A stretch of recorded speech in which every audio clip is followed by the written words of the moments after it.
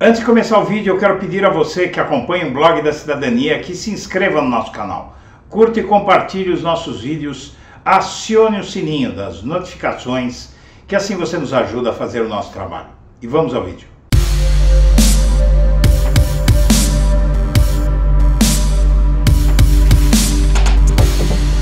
Olá, eu sou Eduardo Guimarães e este é o Blog da Cidadania. E afinal de contas, o que falta para prender Bolsonaro?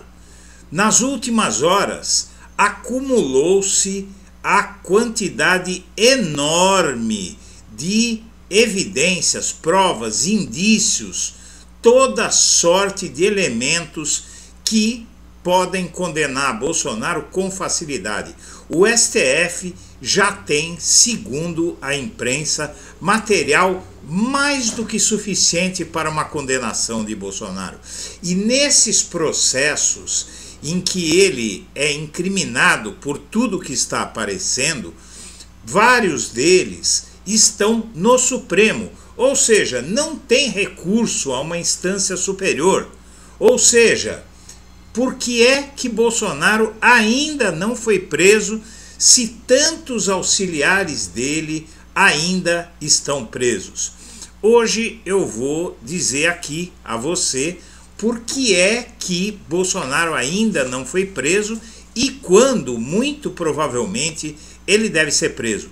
Mas para que a gente entenda por que é que a prisão de Bolsonaro é uma questão de tempo, vamos analisar uma avalanche de reportagens mostrando o nível de culpabilidade do ex-presidente da República, que inclusive abandonou seus planos de percorrer o Brasil fazendo campanha, está cada vez mais calado porque a situação dele não para de piorar. Bolsonaro está andando numa corda bamba, como mostra a imagem que ilustra este programa de hoje. Um passo em falso e ele está frito antes da hora. Mas mesmo que ele não dê esse passo em falso, mesmo que ele se comporte muito bem, a prisão vem aí. Vamos entender as matérias que explicam por que é que a prisão de Bolsonaro é imperativa e inexorável. Está saindo um livro que diz que, sem punir Bolsonaro, a democracia ainda corre risco no Brasil. O caminho da autocracia compara estratégias de governantes democratas em diferentes países. Diz a matéria: se a justiça não punir o ex-presidente Jair Bolsonaro, a democracia continuará em risco no Brasil. Isso é o que afirmam os autores do recém-lançado O Caminho da Autocracia, Estratégias Atuais de Erosão Democrática. No livro, os autores apontam práticas de Bolsonaro que podem configurar crimes comuns, sanitários e eleitorais. Argumentam que, se o ex-presidente não for responsabilizado, nada o impedirá de tentar voltar ao poder em 2026. E, se for bem sucedido, a escalada autoritária ganhará mais tração. A comparação internacional reforça o ponto. Os casos de Índia, Hungria, Turquia e Polônia são analisados para mostrar como os ataques à democracia se intensificaram a partir do segundo mandato dos autocratas que governam essas nações.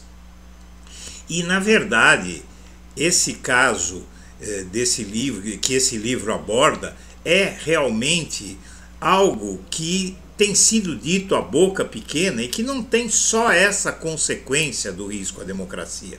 Se o Bolsonaro tivesse obtido um segundo mandato, seguramente o país caminharia para um fechamento do regime.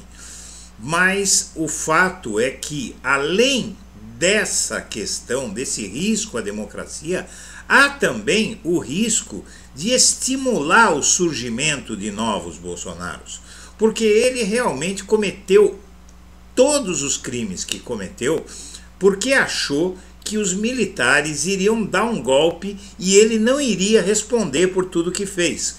Só que ele não contava com o fato de que os Estados Unidos dariam uma reviravolta histórica nos seus procedimentos de sempre e combateriam aqui no Brasil uma tentativa de golpe, uma tentativa de fechamento do regime.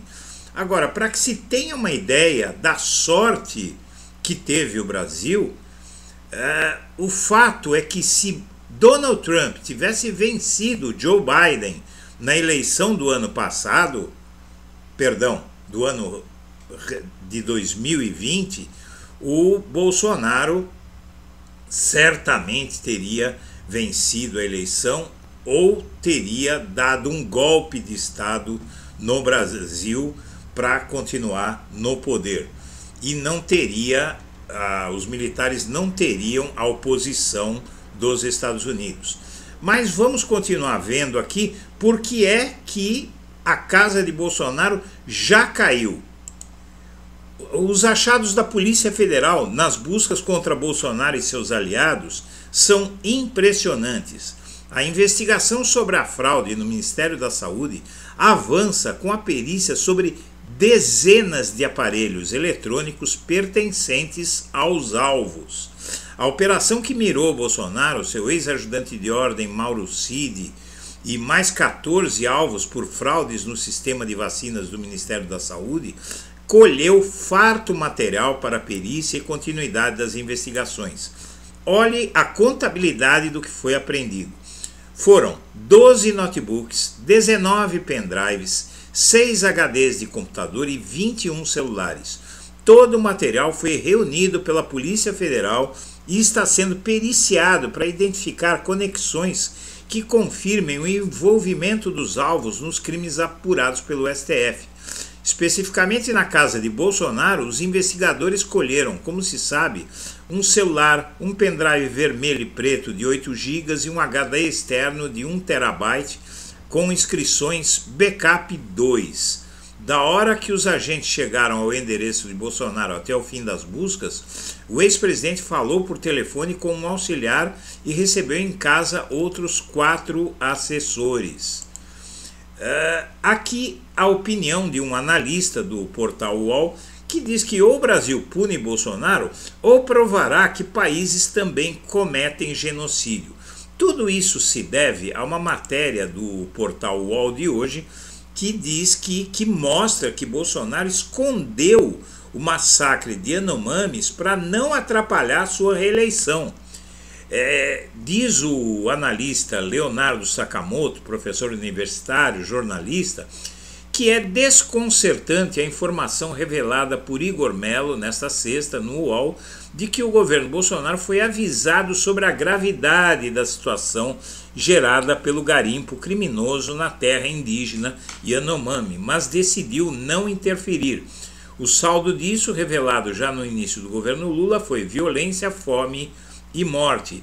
A FUNAI produziu um relatório detalhado e pediu providências urgentes. O fato é um só. O Tribunal Penal Internacional está começando um processo contra Bolsonaro por genocídio. E o Brasil realmente vai ficar numa situação muito complicada se o Bolsonaro sofrer uma condenação internacional e o judiciário daqui do Brasil passar o pano para ele. O Brasil não pode ficar a reboque do TPI, não é? da Corte de Haia. E, na verdade, para que isso ocorra, o Brasil tem que tomar atitudes para realmente punir Bolsonaro e não ter que puni-lo só em obediência a tratados internacionais. Isso vai mostrar que o nosso judiciário é uma droga, que não presta e que não foi capaz de condenar um criminoso com tantos crimes e tantas provas contra si. Veja que, para que você possa ter uma ideia de tudo que há contra Bolsonaro, acaba de ser noticiado que foi encontrado nos celulares de Anderson Torres conversas em que ele se envolveu com Bolsonaro em um plano para sequestrar o ministro do STF, Alexandre de Moraes, segundo matéria da CNN. E eles queriam prender o Alexandre de Moraes e levá-lo para local incerto e não sabido. Note-se o absurdo, a loucura dessa tentativa, desse plano que acabou não se concretizando. O ex-ministro Anderson Torres participou de plano de sequestro de um ministro do Supremo, conforme revelou a CNN. Abre aspas, eu conversei com um integrante do Supremo Tribunal Federal e a informação que chega à corte é de que o ex-ministro da Justiça, Jair Bolsonaro, aparece em conversas tramando contra a corte. Conversas que mencionam, inclusive, uma prisão ilegal de um integrante do STF. Além disso, por que é que o Alexandre de Moraes, então, soltou o Anderson Torres? Porque, primeiro, não resta mais nada a coletar com ele, a saber dele. A entrega das senhas dos celulares dele, ele primeiro deu senhas erradas, depois acabou entregando as senhas corretas. Tudo isso fez com que seja dispensável oferecer benefícios a ele por uma delação, porque ele não tem mais o que delatar. Já foi, a menos que ele, na última hora, aí, ele apareça com alguma coisa. Então, os bolsonaristas estão comemorando a soltura dele, mas não tem o que comemorar, porque solto, segundo essa matéria do portal Metrópolis, ele vai ficar mais exposto à CPMI do 8 de janeiro. A Polícia Federal achou também um cartão de crédito de Bolsonaro e papéis sobre os atos golpistas.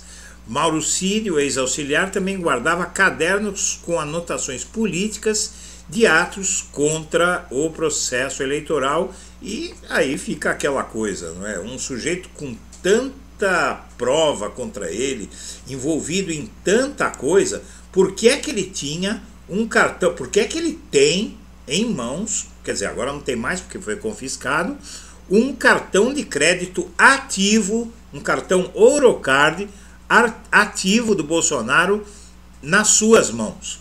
Isso estabelece uma ligação entre ele e Bolsonaro que muda o caso todo, inclusive de patamar.